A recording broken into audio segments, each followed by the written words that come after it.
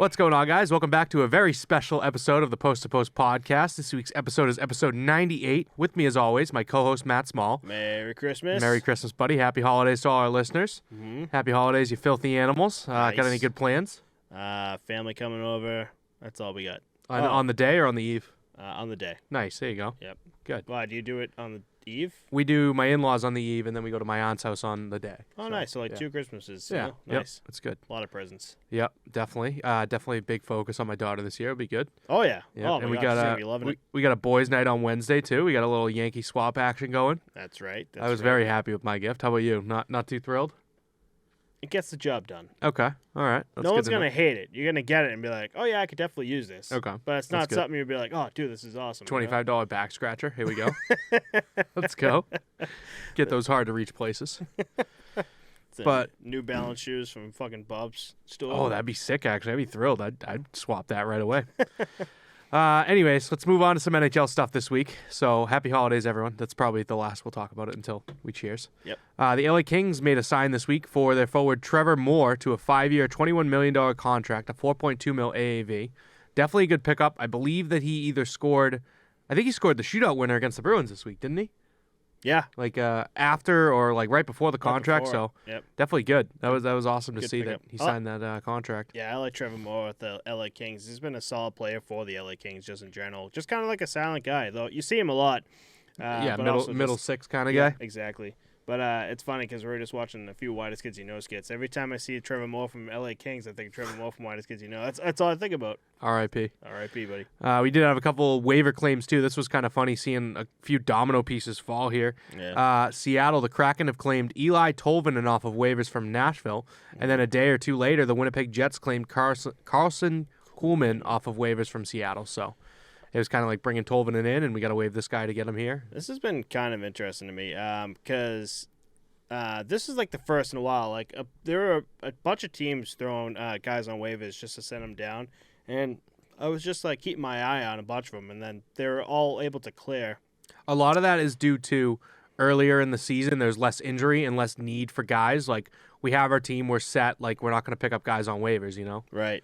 But then I saw Eli Tolvanen go up on waivers. I was like, ooh, he's a good player. Let's see what happens. And then I was just like, I doubt he's going to get picked up. And then here he is getting picked up. But awesome pickup by the Kraken here. Yeah, former first-round pick in 2017. I think he went 30th overall. Mm-hmm. Hasn't really, elevated to that next level, but a good bottom six, especially for a team like the Kraken. I think he'll slot in nicely. Oh, yeah, dude. 100%. I mean, like, it was this year just in general, 2 goals, 2 assists in the 13 games he's played. But solid 11-goal, 12-assist season for this guy. But 12-9 looking good. So, and then Seattle's looking really good, too. So it'll be a nice little pickup for them as well. Yeah, you know? should be good. Yep. Oh, wow, 1999. Dude's 23 years old. Young. I thought he was a lot older. No, I don't want to say a lot older, but Yeah, it is weird when you think about that, right? He was drafted in 17 4 years ago, drafted at 19 years old. Like, been around the league for 4 years, but it's like, holy shit, you're so young still. Young, yeah. Interesting. A lot of career ahead of him. Yeah, so we'll see how he fits in well with the another young guy, Shane Wright. Matty Beniers. Matty Beniers, yeah. Be nice. It would be nice. And, Carson Kuhlman, another great pickup, I mean, a loss maybe? I don't know. Carson Kuhlman, I know he's a solid name just in general, but Seattle Kraken might be like a loss and a good pickup there too. Yeah, you're saving yourself a few years. I mean, he's a center versus, I believe the other guy is a left winger, right winger. Who? Tolvanen. He's a winger, right? Yeah, he's a winger, yeah. Yeah, so Carson Kuhlman, 27 years old. You're shaving a few years there.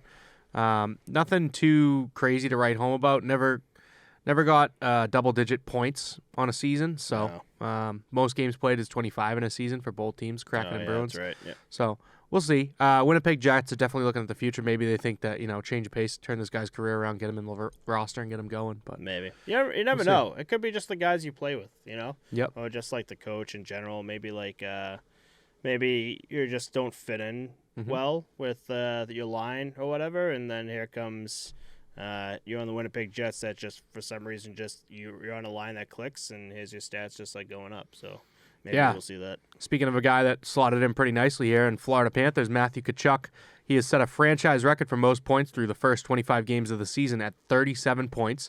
He passed Pavel Bure with 34 points and Jonathan Huberdeau with 31 points, who, Goddamn. in my opinion, is not slotting in too well with his new team. Huberdeau and Uyghur are kind of like just outside the playoff spot with the Calgary Flames. Yeah. Not looking so good, I don't think. Yeah, I mean, we talked about the goaltending issue in quotation marks with Markstrom having a hard time. I know we're talking about Tkachuk here, but do you see Markstrom try to play the puck earlier this week, and he just busted his ass. He's like behind the net, just not looking good. But Matthew Tkachuk has just been the Tkachuks just in general in this fucking league. It's just been really fucking good. So I expect nothing less than Matthew Tkachuk for the Florida Panthers. It is such a crazy fucking league right now. Ready for this one? Mm-hmm. So the Calgary Flames are 13-11-6, which is a winning record. 5th place outside of the playoffs. Canucks are 13-13-3. A tied record, allegedly, outside of the playoffs. Mm-hmm. Predators 12-12-4. Blues 14-15-1, both outside the playoffs. I mean, that's not great. But ready for the East, man? Yeah. We have the 14-13 Panthers outside the playoffs. 14-14 Sabres and Canadians outside of the playoffs, like dead 500. Yeah. See, the Ottawa Senators 13-14-2. They're only one game under 500. They're dead last in their division. Yeah. And we're gonna dive into the Senators later on, but I just want to circle back to that. New York Islanders 17-12-1 outside of the playoffs. Like in that 5th seed, Yeah. not necessarily outside the playoffs, but where they're doing 3 and 5. Like Right. it's weird. They're in the 5th seed. Capitals 15-13-4, a winning record, 6th in their division. 6th. It's so wild. Like there's just a few teams that are eating up all of the losses, and everyone else is like 500 or better. Yeah. It's insane. I just think it's so weird to look at the league right now and say like every team is good in their own regard, but there's a couple teams that are like specifically so bad that they're making every team average or better. Right. Right. And then the teams that are fucking incredible are just like almost untouchable at this point. And then the average is what's making it. If you're an average team, this is what it's making you look bad, because you're either absolute fucking shit or you're really good, and then the average. I couldn't imagine a world where that would be possible, where you're 500 on the season and you're the sixth team in your division. Right. Like how does that make any sense? If you're average, you should be in the dead middle. And it's every division that's like that. Like it would make sense if that's one division where you see that, but every division is almost like that. It's nuts. Like the top 9 teams right now are almost 700 right now. Yeah. It's insane. Yeah. It's nuts. Like if Vegas passed New Jersey Devils, like it's kind of crazy. It's starting to bounce around a bit, but the Bruins are still really holding on to that first in the league. But like you have to have that kind of fucking winning record. Bruins 23-4, Vegas 22-9, New Jersey Devils 21-7. Games played comes into factor here because the Vegas Golden Knights are 2 games ahead of the Devils and 3 games ahead of the Bruins for games played. Right. So they got 2 games in hand, and I mean the Devils are looking kind of streaky right now. 4 losses in a row at this point. Like that's kind of nuts. Yeah. The Bruins dropping a couple of away games, shootout losses, overtimes. Still getting the points. Streaks for Hurricanes, Penguins, and Rangers 3-7 and 5 respectively. So got some streaks going in that division as well. But yeah, no one on a crazy streak anymore here because even Mitch Marner's point streak has been snapped. We didn't really put that in the notes, but 23 games I believe is where he landed. I believe it is 4th all time. I'm not 100% on that. Don't quote me. But I was like, that is crazy to see that. Fucking nuts. Maybe it had to have come. It had to have come at one point. Yeah. My Toronto Maple Leafs, man, just climbing up that fucking Atlantic ladder right there. So yeah, kind of happy. Just gonna let it happen. Another team that's kind of weird. 19-6-6, and they're in 2nd. Yeah. Like, it's nuts. It's just weird. Yeah. Weird league. Well, and then you got Tampa Bay here, 19-9, and then it's a crazy drop from Tampa Bay because the Detroit Red Wings right below them at 13-10. So, but then everyone underneath them has 14 or 13 wins too. Like it's just so weird to look at right now. Very odd.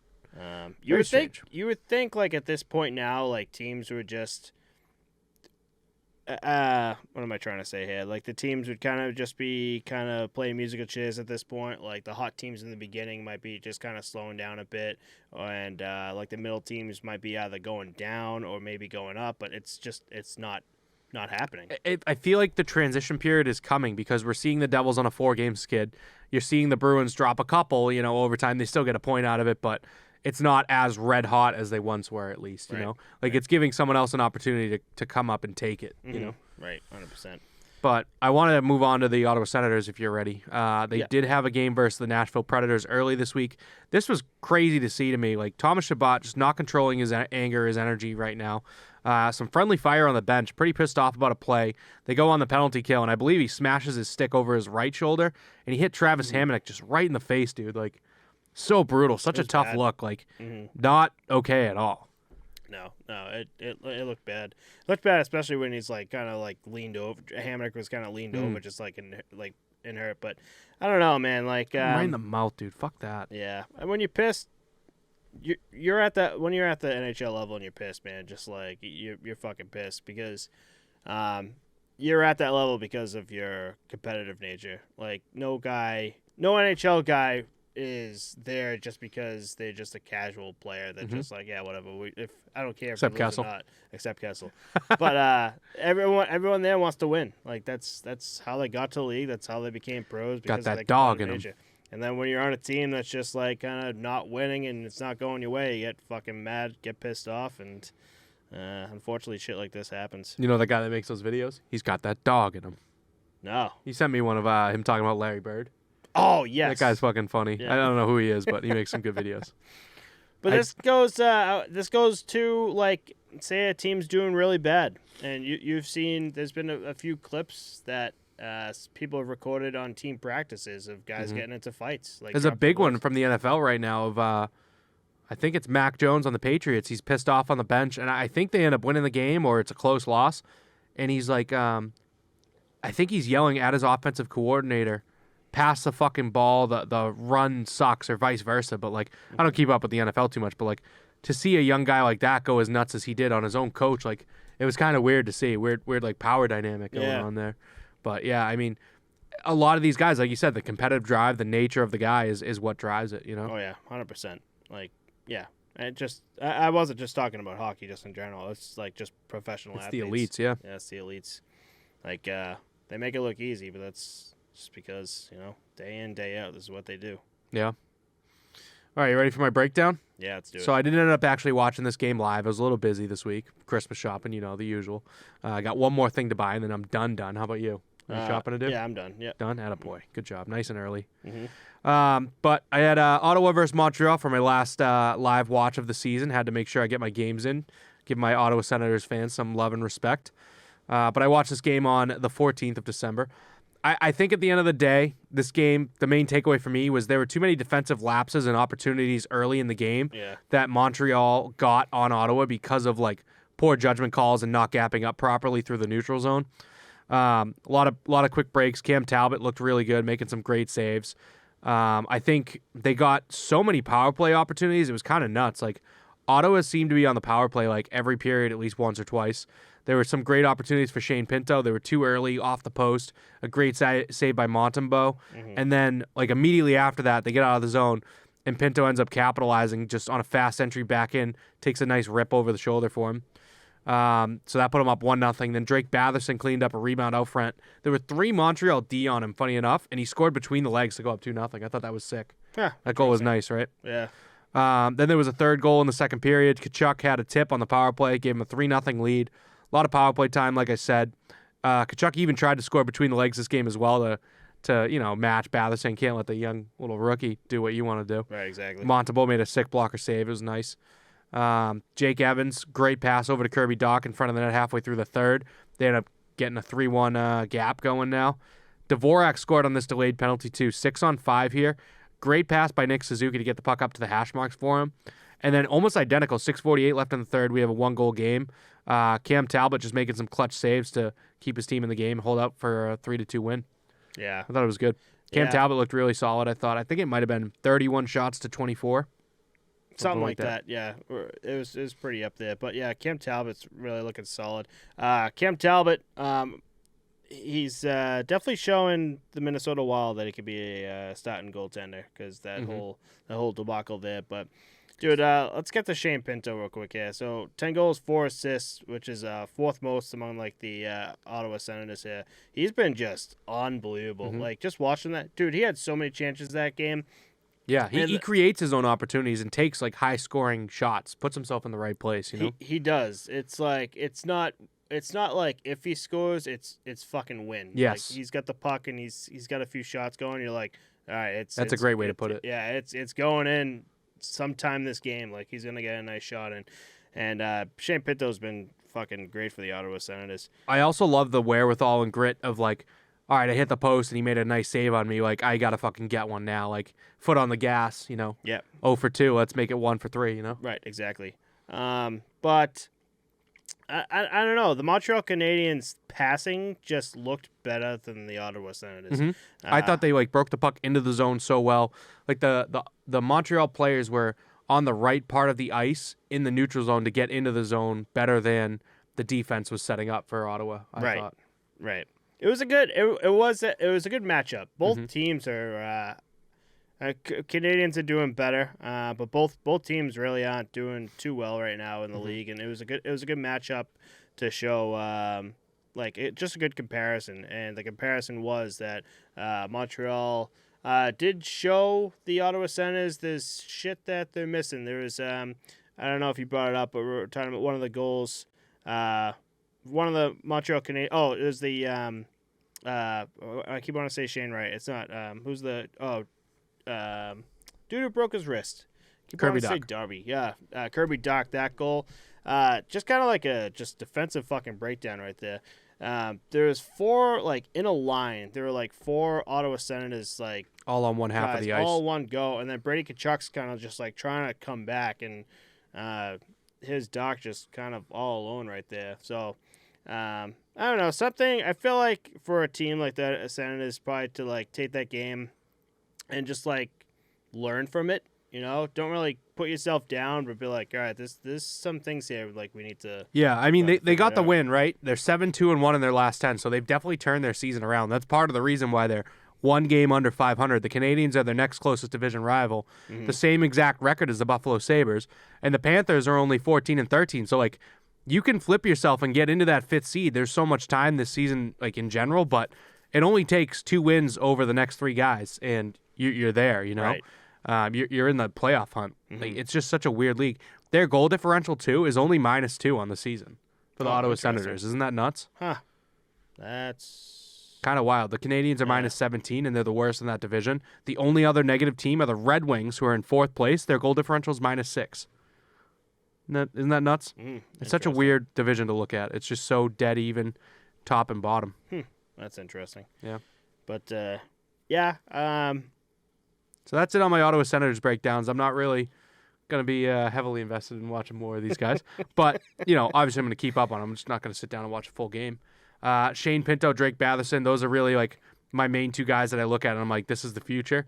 And then I see a guy like Tkachuk, and I'm just thrilled to see that a young captain like that is going to be, you know, the face of the organization going forward. Right, exactly. It's all looking ahead for this team. Maybe Cam Talbot finds a home too, franchise guy, Ottawa Senators till he dies. Looking like it. Maybe. Although we talk about goalies are a dime a dozen for some reason. Yeah. So no shit. I don't know. We'll see what happens. But yeah, Cam Talbot making himself look good. I mean, I talked about Sam Montembeault last year, the year before with Carey Price being gone. I really think Sam Montembeault's really showed himself, and he's definitely done it. So he's been that guy for the Montreal Canadiens. So maybe Cam Talbot. I don't know. You never know. Maybe Cam Talbot is that fucking dude for the Ottawa Senators. Gustafson's pretty good too. Like in the next 3-4 years, I could see that being a 1A, 1B, right? Yeah, I could see it. Right now, it's really clear, like starter, backup, cut and dry, you know? Oh, yeah. But as long as they have in net figured out like they do right now. You got to build from the back up. Yeah, exactly. Yep. So, I don't know. We did have a Rangers clip go viral this week. Did you see this? Mika Zibanejad working on left-handed one-timers this week while he's a righty. He's too good. Just makes no sense to me. There was a clip last week we saw of a player, TJ Brennan, in the Swiss League. He made that heads-up play on a 2-on-1, breaking in. He switched his stick from his left hand to his right hand to make that, that play work. and he ended up putting the puck in the back of the net. And like maybe this is why Zibanejad is working on it, but like to practice one-timers with a lefty stick just doesn't make much sense to me because that will like likely never be an option on the ice for Z. Like Right. you're not going to be working with a lefty stick on the ice. So No. why are you even doing this? Right. You know? I don't know. I just thought it was weird. What did you think? I don't know. It could be just a bunch of shit. It could be just him trying to just like kind of fuck around for a bit to get his mind off of shit and Yeah. just, Yeah. have some fun. I'm being a hard ass, I think, when I look at it, because I'm like, if you have the time to work on that, why aren't you working on something else? because you just show. But like you just said, like they need a fucking break too. And you just show me a clip of fucking Trevor Zegras. Like I don't know how the hell he's snapping those pucks, but He's got fucking Gorilla Glue on his stick, I think. some shit. Yeah, but I'm like that just means he's in practice just fucking around like that, So I'm sure it's just like he's messing around. Because I was just telling you about. Oh, you know what? A good example too. I just brought up the whole Craig Anderson. Remember the whole Craig Anderson mic'd up and they did the shootout at the end, but they all had to do like the wrong-sided stick for the shootout. Yep. Yeah, so it could be just like just hanging out. But Yeah, he wants to beat his own goalie with his opposite hand. Yeah, just to dust him. He's already 100 points for the righty, so he's got to level up the left. Yeah, yeah. There you go. That's what Zibanejad needs to do. That's right. But that's just my thought. I wouldn't in my head, I just wouldn't think anything too much of it. I think the only thing I would think of is just like. He's fucking around, but looks really fucking good. Yeah, like you never know. Maybe he's a lefty. Could be ambidextrous too, Maybe. There's a lot of, I was talking to the guys on my team this week about it. A lot of hockey players are natural righties, but when they get on the ice, they play lefty, and it's because your dominant hand is your right, and now it's the top part of your stick if you're shooting lefty. Oh, no shit. So like a lot of lefties in the league are natural righties too. Interesting. So like a right wing, right-handed player is harder to come by. So in fantasy, when I draft, I try to take like a guy like, I think Ovechkin's the guy that they target. I forget which one it is. I don't know. I drafted fucking 4 months ago, but there's one position that it's very hard to find the right guy there, and it's like there's 3 guys and then there's a massive drop-off, so I always make sure to get one of those 3 guys. I feel like Ovechkin might be one of them. That doesn't make sense with golf, though. Like, I feel like a lot more players would be a lefty like I am, but no, you're righty, I'm lefty. I was actually at the golf store and Which one do you go to? Golfer's Warehouse? Yeah. Nice. There's this place called Joe and Lay's or Joe and Lee's. Oh yeah, that's where I got my set. Yep. Bridgewater. It's a good spot. They have a lot of shit there. So how was Golfer's Warehouse today? It's been off a little bit here.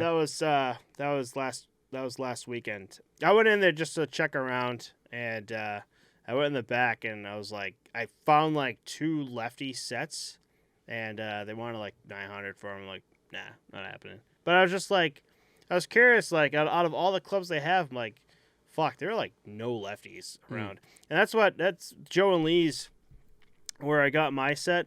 I went there because a few coworkers were telling me about it. And I shit you not, I got there and I'm looking all around. Everything's righty. I was like, I was just about to give up. And one of the guys works there. He goes, can I help you? I'm like, it's like, listen, I don't find anything. There's nothing that I see here, but I'm a lefty. And as soon as I said it, he had like this cringe face on. I'm like, and I was like, what are you looking for? I was like, I'm just trying to, I don't need anything crazy. I just need something to just like get me on the course because all my buddies are playing. I just want to just fuck around, maybe learn. He goes, give me a second. He pulls out the whole set that I have, pulls it out like, I shit you not, in front of me, there's dust on it that he's brushing off. He goes, these have been here for fucking years. Can you just get them off my hand? And how, dude? That's crazy. Yeah. How are there not that many lefty golfers? The entire set, $70. No way. He's like, just get them off my hands. They've been sitting back there for so long. I was like, word, I'll take them. That's good. Yeah. That's just so weird to me. Like, that doesn't make sense. I don't understand why because now they brought up like how most people are righties. Like, why wouldn't there be a lot more lefties for golf?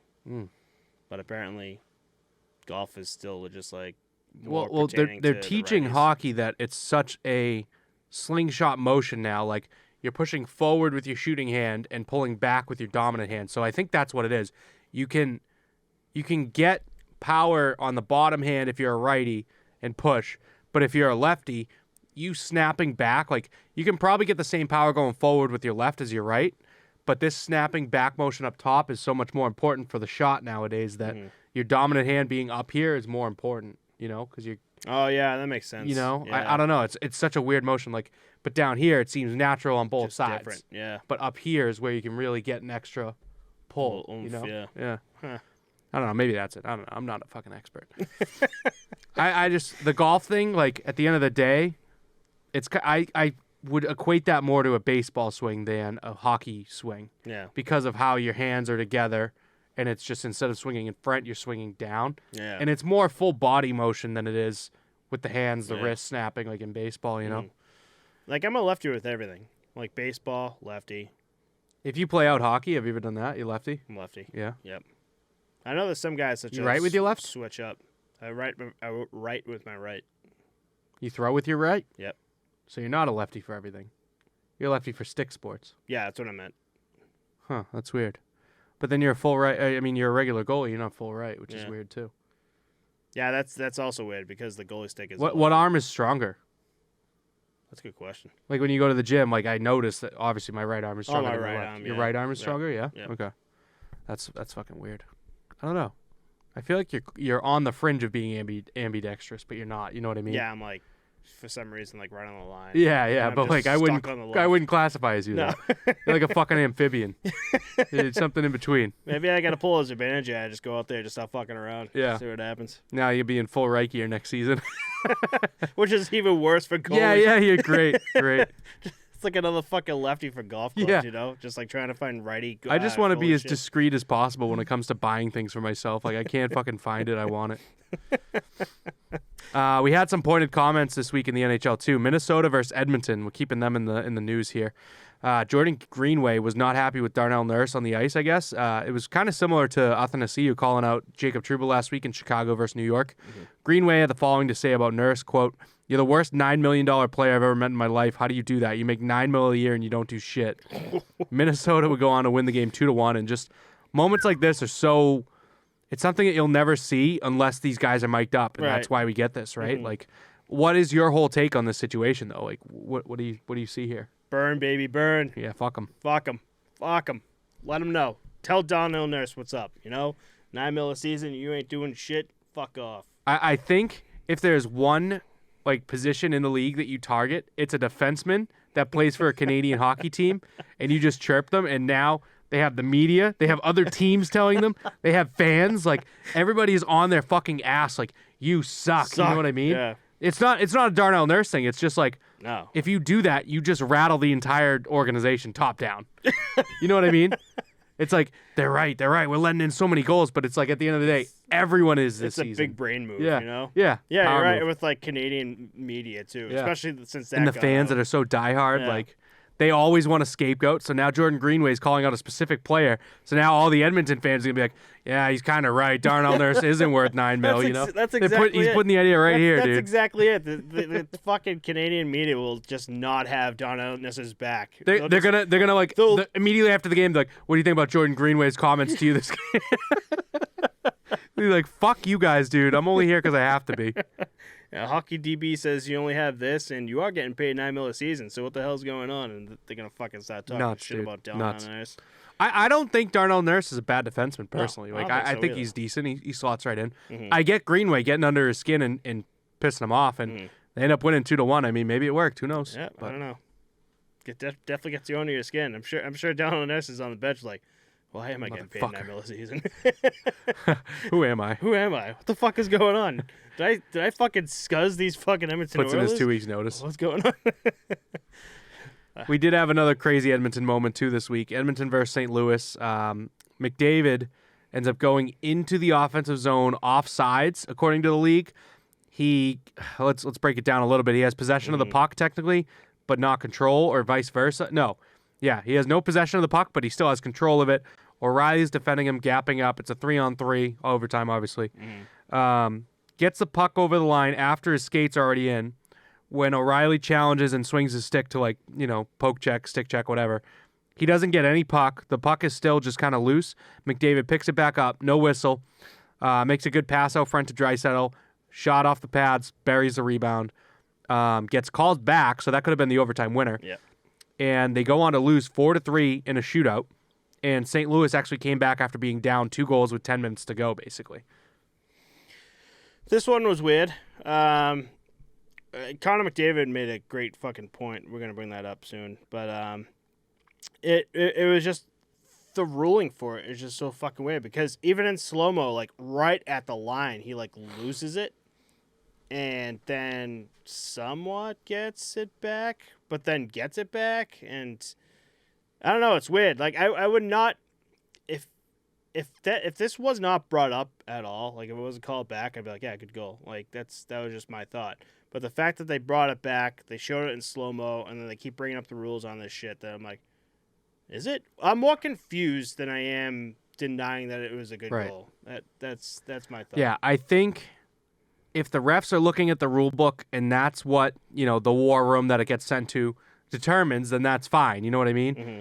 But the play wasn't blown dead when he comes over the blue line to begin with. Mm-hmm. So there has to be enough evidence to overturn that. And now, like, it's just so weird because they're making such a big stand about it. Like, offsides, in my opinion, like, only has to do with skates over the blue line before the puck. That's the way I look at it, right? Like, if he has it like directly on his stick, there's no question about like he is possessing the puck and bringing it over. Now it's okay. But where it's loose, and the only reason that they're saying it's a good, like, it's no goal, no one touches it, and then McDavid gets it back again. Like, if O'Reilly's stick got a tiny piece of that puck, or if McDavid isn't the first player to pick that puck back up, like, that goal is going to be, allowed at the end of the day. Right. I don't know. I'm confusing myself talking about it because it's so much to break down with no video, Yeah, it is. I do think personally that McDavid's comments afterwards about we don't know our own rules about what's a kicked in goal, what's goalie interference, what's offsides, is a little bit much. Yeah. Like, there are rare occurrences, and yes, both of them have happened against Edmonton, citing the playoffs from last season against Calgary, which him and the coach both do, which is smart. Mm-hmm. But it doesn't happen often enough for us to be like, we don't really know. Yeah. I don't know. No, you're right. You're right. It doesn't happen enough. Yeah, it is. It's just so fucking confusing. Like, there was like 2 rules to it. It was Possession and control. Possession and control. And He certainly doesn't have possession because it's not on his stick. No, it's the not. control aspect is what they're questioning. Right, and it did look weird. Like when you slow it down, and then right at the blue line where he loses it. Who's the defenseman? O'Reilly's covering him. O'Reilly's covering him, and his stick's right there, and the puck is kind of loose, and McDavid really doesn't have it, and you're like, you're thinking like, but I don't know. I don't know. He brought it in. He was fine bringing it in. But again, for like the 5th time me saying this, it's the blue line. It's the blue line. This, if he fucking didn't lose it for that split second of the blue line, we would not be having this conversation. And my thing is, like, why are you making that move at the blue line? Like, that is the one thing that you need to avoid. So, like, you can't really bitch about it if you're the one that says, let me come to the blue line, let go of the puck, and then pick it back up on this side of the blue line. Like, maybe I need to, it's 3-on-3, there's plenty of open ice, move to some open ice with the puck, maintain control of it over the blue line. Like, there's a lot of different things. Yes, it's very split second. It's broken down slow-mo. I understand that. But, like, you can't really complain when it's you that made the decision to do what happened, Right. I don't know. Right. It's just such a weird hill to die on. And I understand the frustration because now you've lost the game. But he does work it back a little bit and say, hey, we should never have been in that situation because we were up 2 goals. And now they've scored 2, we're in overtime, and then they win the shootout. Like, that's on us at the end of the day. So that's good captain mentality in doing something like that and working it back and making it, putting the blame somewhere other than the league or yourself in a way, I kind of get their frustration, as you pointed out, because it did cost them the game in the end. But, like, I'm going to go back to what you said, how it doesn't happen enough. Whereas when we talked about the New Jersey Devils 3 callback goals, that's a different story. Yeah, that's a lot. 3 in fucking one game like that, that's a lot where you could sit there and challenge something like that. Whereas this, I can't remember how many times I've seen something like this happen. Yeah, offside at the blue line. It's always that, like, one move that players decide to make, and it's like, if you just, like, treat the blue line like it's, I need to get the puck from here to here, and that's the only area of the ice that you need to maintain, like, here's cut and dry what I need to do. Right. Because I see it in men's league all the time, and I'm sure you do too. The guy is coming in, the defenseman presses him a little bit, and instead of, like, maintaining pressure, like, working with the pressure and going one way, maintaining the puck or the other, It's let me make this weird cutback move, and now the right winger goes clear offsides, and now I bring it in, and then here you go. Here's a whistle. Like there's certain thing like there's a time and a place for everything, and the blue line isn't a place to make a split-second decision of like show I'm going in and then cut a different way. Yeah. You know? Yeah. Right. Yeah, you're right. Yeah, the whole premise of the blue line is to either dump it in, like dump a chase, or get in. Like, I don't know, but it is what it is. Like we're talking about slow mo, by the way, and full speed, like regular speed, especially Connor McDavid's fast. Yeah, no shit. And O'Reilly playing up on him, like I love that. That's such a cool matchup because O'Reilly's the iconic two-way forward. You know, like he plays D so very well, and to see him covering McDavid, like. That's such a cool moment, I feel like. I wanted to bring up O'Reilly. I read something today. Oh, was it today or yesterday? It might have been yesterday that I guess Toronto's looking at Ryan O'Reilly. I was like, yeah, right. How much are they going to give him? Fucking $750 league minimum? Here you go. Here's the rest of our cap space. Wait, hold on. We're over? All right. Oh, shit. Let's send Wayne Simmons down. Do you take lint out of my pocket? Yeah. I don't know. I just don't understand the point of let's get another forward. Like, you definitely need to focus D. They've lost so many man games to defense, and their goaltending's solid right now. They're playing very well. The forward group looks good. Mitch Marner's on a fucking point streak and a half. Was. But I just... Yeah, that's great. Like, how much more fucking star power can we get? Yeah. Marner, Matthews, O'Reilly, Tavares. Like, we're really going to do this? Yeah? That's what we're doing? This is exactly what we're doing? I don't know. Defense, in my opinion. You need a stud defenseman. Defense, baby. Fucking sell a forward. Sell Mitch Marner because he's as high as he's ever going to fucking get. No one is ever hitting a 23-game point streak again for the Maple Leafs. And, like, in this, this core group. Right. You sell high on him, and you bring in fucking Cale Makar, Adam Fox, like a stud defenseman. Like, you get a lockdown guy like that that's putting the puck in the back of the net, like, Damn. Right? Damn. Like, that's really what they need. Holy they need a guy to lock down the blue line, as do the Oilers. As do every fucking Canadian team up there. Yeah, you're right. Damn, imagine Cale Makar, that fucking trade. Oh, yeah. Christ. I mean, the fact, I feel like Toronto media is like, we're looking at Ryan O'Reilly on the Maple Leafs today. They're just looking at every fucking player in the league, like, how does this guy slot in? We need to get him, Yeah. Tangent. I don't know. Absolute tangent. But, yeah. I don't know. It is what it is. It was just an interesting... It is what it is with the whole Connor McDavid thing.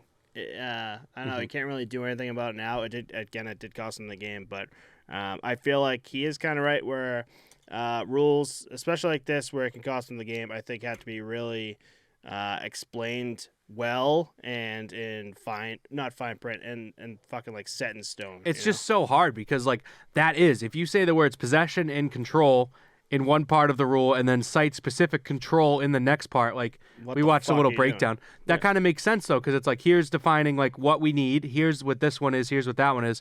But like, you can never really hash it out entirely in writing without putting like each little subset of like, this happened to McDavid, so this is why this works, like different things to look back on. Like, it's just crazy. Right. And going back to Toronto, it's the guys at Toronto that made that call, Yeah. So... The war room, The war room. So I am looking at my notes real quick here. I think it was last week, maybe the week before, about talking about Jordan Binnington being, a little edgy and saying he needs to fight. Funny enough, I was watching the video and someone was saying the same thing, and someone else commented and said Binnington fought Phoenix Copley before, and I was like, oh, in the NHL, ended up being an AHL fight. So that makes me think like maybe LA becomes the guy to get St. Louis out of the bubble and. Binnington and Copley, little rematch in the NHL, right? Yeah. There's a good rivalry right there. I think that'd be nice. When are they playing again? Let me look that up. That'd be kind of funny. Mm-hmm. But somebody's put Binnington in his place. I mean, that's a good guy to step up and do it. You fought him once. You must not like the guy if you guys had a goalie fight, down the AHL. But I'll find that if you want to move on to the Detroit Red Wings. Yeah. Must not like the guy. That's a rough call for Binnington. He's just a fucking loose cannon to begin with. LA Kings, March 4th, 10:30 p.m. East Coast time. Christ, that's a little while from now. Yeah, March 4th. We're gonna see a nice goal. Hopefully, you see. I'm done with Binnington. Okay. Just done. Okay. Just saw the notes and I thought it was a funny little callback that I found online. Okay, yeah. So Detroit, we're gonna go on to some good news and not to fucking Bennington here. Jacob Vrana, who we talked about a little while ago, he practiced with the Red Wings after being with the Players Assistance Program for the past 2 months and has entered the follow-up care phase. Vrana only played 2 games this season and only 26 last season after suffering a shoulder injury that required surgery. The Red Wings are currently 4th in the Atlantic. Vrana coming back would be a nice addition to the lineup because the Red Wings are currently missing Fabry, Zadina, Luff, Bertuzzi, and Mata, who are all on the IR. Those are massive names, too. Yeah, big names. It'll be a nice little. It's just practice, but it'll be nice for him to come back and help out the Detroit Red Wings and hopefully get his stats back up. He won the Stanley Cup with the Washington Capitals before coming over to the Detroit Red Wings. And I think his stats were like 23 goals, 24 assists for that season, something like that. So I know he's been kind of going slow the past 3 seasons, I think. But he was part of that big trade from Washington over to Detroit, too. Yeah. And, is that the Anthony Manta trade? Yes. Okay, yeah. And so hopefully he has things figured out. He talked to social media. He talked to the media about it. Obviously didn't get into it. Just said he's doing a lot better and practicing with the team. So the only thing I'll say is I feel like it kind of sucks when it comes to the players' assistant program, and if he's in there after surgery, it makes you think about what it's about. Putting the pieces together. And I hope that he's doing the best with all that because sometimes it can get pretty dicey there. Oh yeah, 100%. Another guy that's going to be out for a little time here is Tony DeAngelo on the Philadelphia Flyers. He's out for personal reasons. We just wanted to wish him all the best with everything he's dealing with as well. So wanted to chime in with that too. Yep. So one guy doing good, another guy figuring shit out. Yeah. So, damn, I forgot about that second one. I said we're gonna do this. We're gonna be happy about this one. No, we ended up being sad. You're welcome. Yeah. We did have some news here about the NHL salary cap from Gary Bettman this week. It's actually only going to be projected to increase by $1 million to $83.5 million for the 23-24 season. It's kind of crazy that it's only going up by that much next year, right? It's been a lot of talk and rumors around the league about it going up big time. But here's a little follow-up I had that I heard on the Sports Hub this week, 98.5, shout out Boston. The NHL will be able to better determine how much they can increase the salary cap for 24-25 season based on who qualifies for the semifinals of the playoffs this season. So if any of these 5 teams make it that far in the playoffs, the cap's projected to go up about $3 million for that season, and they basically have to be one of the last 4 teams in the running for the playoffs. It's Boston, the New York Rangers, Vegas Golden Knights, Toronto, or Edmonton. And the reason for that is it's kind of weird to hear that out loud. You think wow, what a scumbag organization. Based on who makes it in, that's how you determine how much you're increasing the cap by. Yeah. But they said it's based on how much revenue those 5 teams, if they go that far in the playoffs, would bring to the league. I think that's kind of fucking cool, It goes to show you, just the fan base and everything, too. And the market, the value, everything like that. Yep. Vegas being on there was kind of surprising. I know. I'm to me, looking dead at it right now. It's Vegas pretty fucking quick. They got everyone the, hates fan the base. Knights, but I think they're the most hated team in the league. But I think the reason is if you can make a guy's trip or a girl's trip, whatever, to go to Vegas to see, Western Conference final games in Vegas, in May? That's sick, you know? Oh, yeah. They even had, I was just looking at Vegas, they have those neon. The glow-in-the-dark jerseys, yeah. So nice. Fucking sick. Sharp, diagonal across the front, man. Yeah. Yeah, that team is all for fucking putting on a show. Yeah.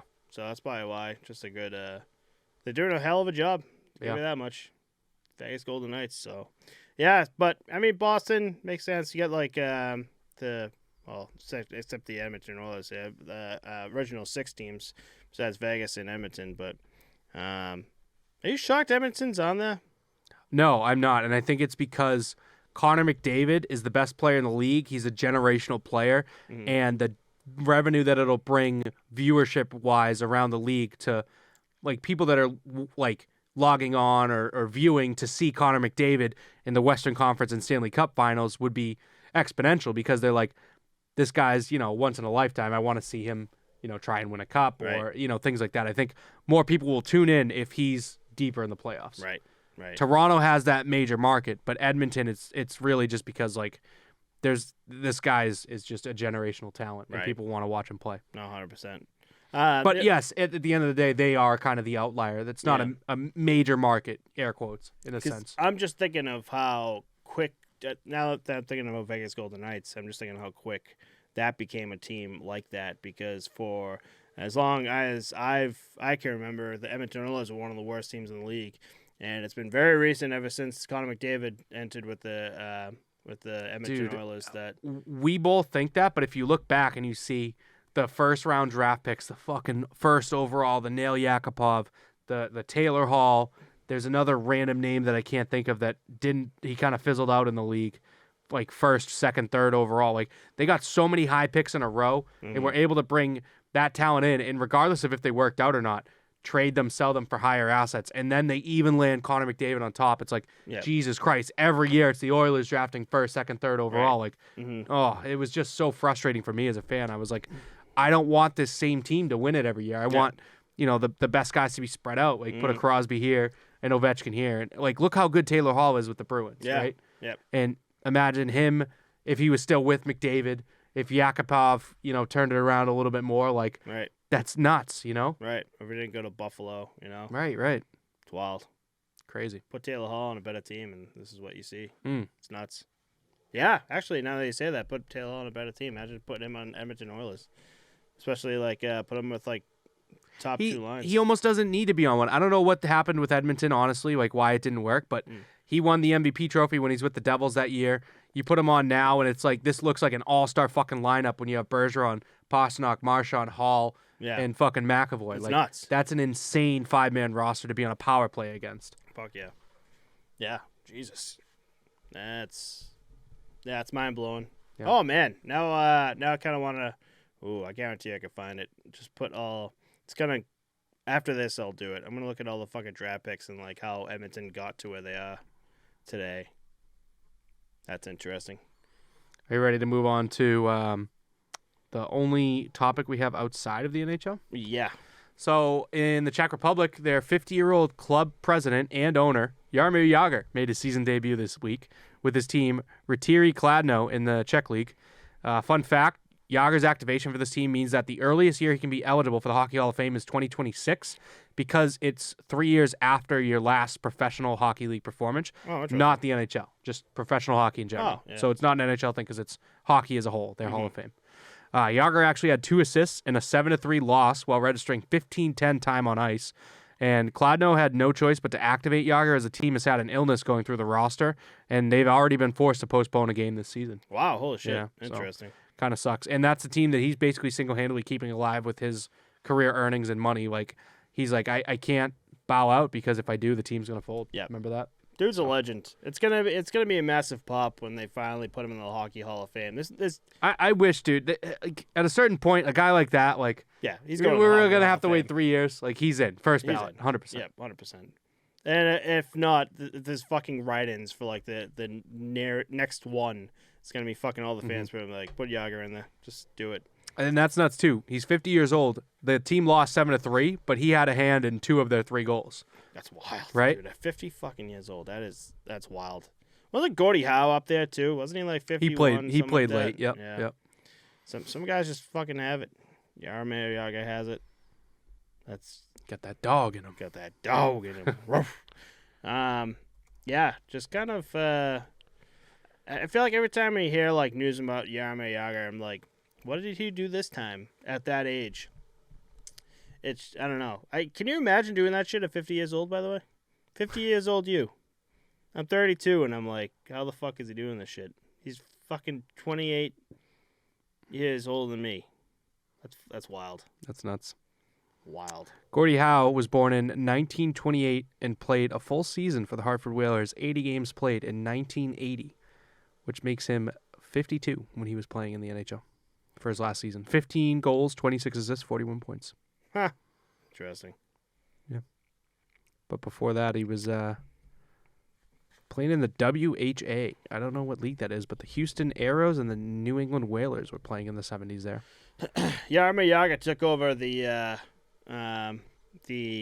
what was I going to say, the Rick DiPietro facts of the episodes. Oh, yeah? I feel like we talk about Jaromír Jágr a lot more than Yeah, you gotta be haven't brought something. DiPietro up in a Yeah, we haven't while. brought I DiPietro up. personally don't like to bring him up.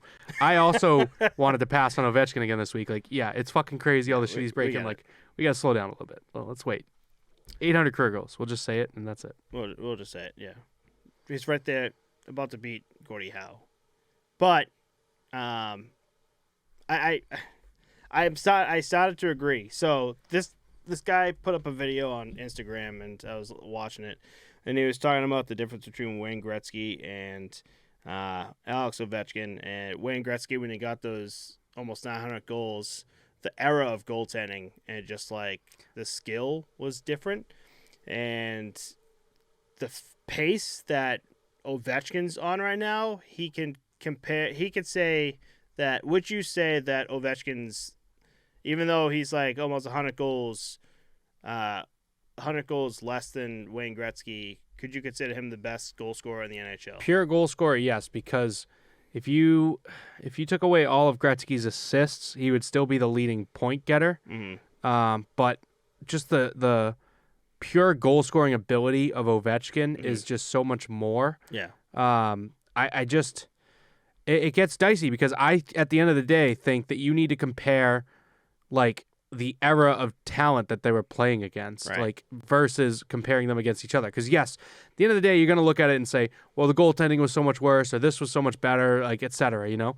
But I did want to look at games played because Wayne Gretzky has played 1,487 games, Mm-hmm. and Alex Ovechkin has played 1,487, you said? 1,306. So they're playing about the same amount of games. That was one thing I thought about, like, is Ovechkin's career longer technically than Gretzky's, you know? Mm-hmm. But that's the one place that my mind went to. But I do think that it's a pure goal scoring ability, like, and it's just how I just think the stats at the end of the day, everything about Gretzky, he's still going to be the greatest hockey player of all time. Yeah. Ovechkin is never going to take that from him, I don't think. No. But he could probably take away like the greatest goal scorer of all time. Yeah, 100%. You know what I mean? Yeah. Like, if you look at goals per game versus points per game and certain things like that, like I think Ovechkin can have that title if he passes his record. That's 100% what I mean. I'm just like I like when I say I believe that Ovechkin's like the best goal scorer in NHL history, but that doesn't take away the fact that Wayne Gretzky has fucking 90 other He's still NHL the greatest records. hockey player. He's still in the NHL greatest history. hockey player of all time. You And know? now, you know, let's say, I don't know, 10 years from now, we're going to be looking at the same thing with McDavid.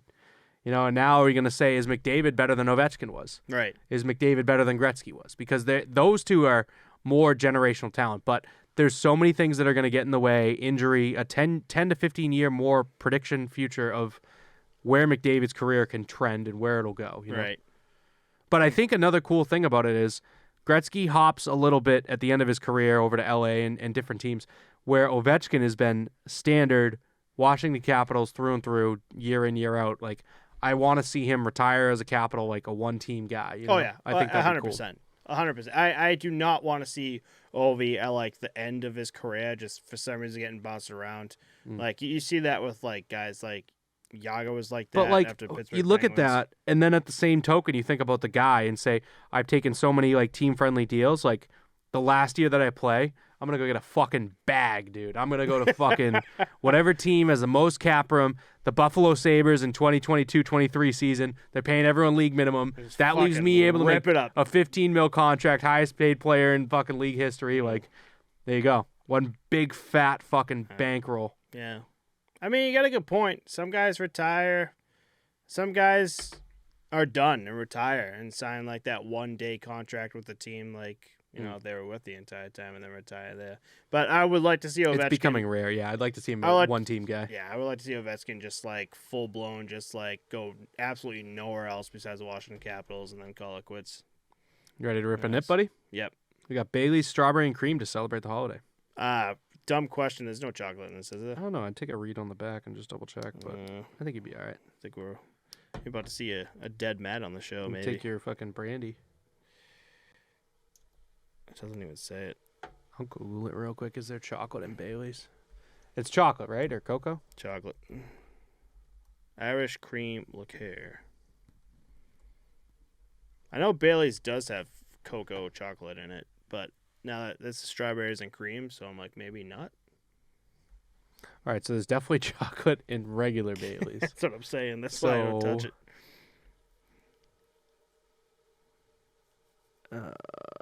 I wouldn't do it. I would play it safe and go get your brandy. Okay, 1 second. Sorry about that. I don't know. It's just Well, there's no fucking ingredients on the back of alcohol ever, so. I'm looking at it. Yeah. That's funny. I almost got away with it. I knew Matt had me in his will. I would have got to keep his goalie pads and his lefty golf clubs. Well, brandy it is. Yep. Next week I got a nice one for you. Maybe you can do that one. We'll take a read at the labels and do a quick Google search. But I have Bailey's strawberries and cream. And It's I hope pink, you like too. it. It's cool. But not for me. Oh, it smells bomb too. You want to smell it? It's like Ooh, strawberry strawberry. quick, dude. How he said the brandy was horrible last week, right? Yeah. You know what? We usually, so before we start recording, we usually take the nips out so they warm up and so they're not Oh, now yours is freezing. icy. That might make it better though. If it's cold, it's You think not so? as bad. I think it doesn't burn as bad. Yeah. Okay. Just want to warm up the Yeah. thing a little bit. Okay. This is going to be fucking bad. It's the last one. That's good. You got something to chase it with? Or is you truly empty? My truly. All right, good. Did I really hate it that bad? I honestly can't remember. I don't think it was your worst one, which I kind of thought it was gonna be, but Beers. it wasn't good. Beers.